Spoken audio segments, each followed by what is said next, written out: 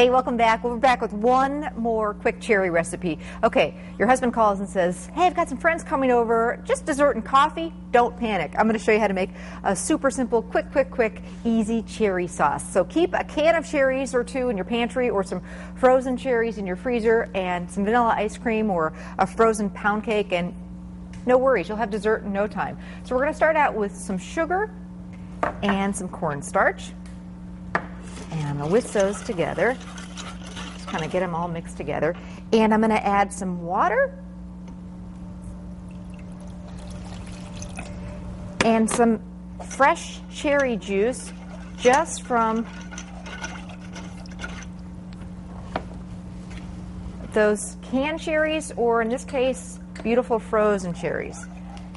So never throw out that juice. There's so many things you can do with it. I'm going to get that on the stove. And I'm going to get that boiling. Hopefully that won't take too long. But basically just a few simple ingredients. Sugar, cornstarch, a little water, and that wonderful fresh cherry juice.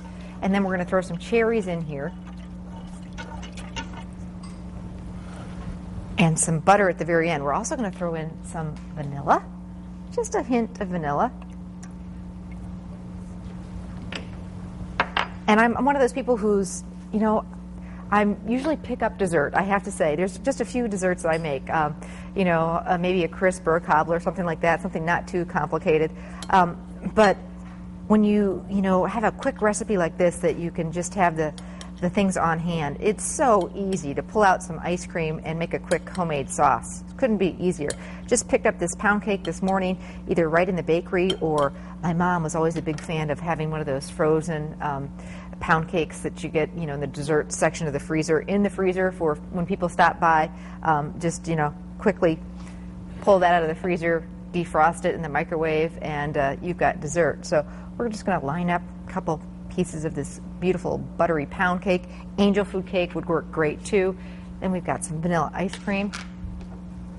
Again, and you can see the vanilla bean. I always get the good stuff. Throw some of that on there. So this sauce is just great right straight up on ice cream. Bunch of different things you can do. That's about the perfect scoop. Let me get back to the sauce, and hopefully it's boiling and starting to thicken up for me. Yeah, we're getting there. Now you have to be really careful with that cornstarch in here. And the last thing I'm going to add are these wonderful fresh Door County, either frozen from the farmers markets up there, those Door County markets, or